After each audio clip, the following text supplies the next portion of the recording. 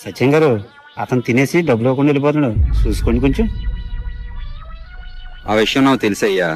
అదేంటండి, తినేసి డబ్బులు ఇవ్వకుండా వెళ్ళిపోతే మీకే లాస్ కదా. అదిగో ఆయన అక్కడే ఉంటాడు.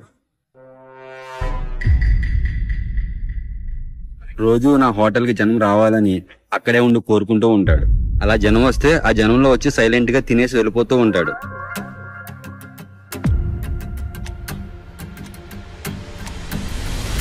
అలా చేస్తే తన నిండుతుందని తను అనుకుంటున్నాడు.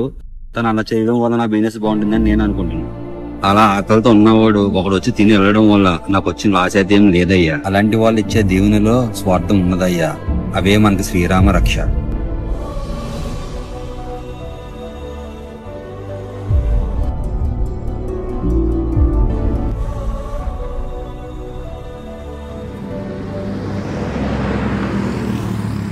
ఏమయ్యా, రోజు తినేసి డబ్బులు పోతుంది తప్పు కదా? తప్పేనయ్యా, కానీ నా పరిస్థితి అలాంటిది.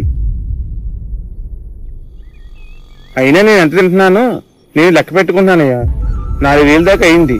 నాకు పని దొరకగానే తీసుకెళ్లి ఇచ్చేస్తాను.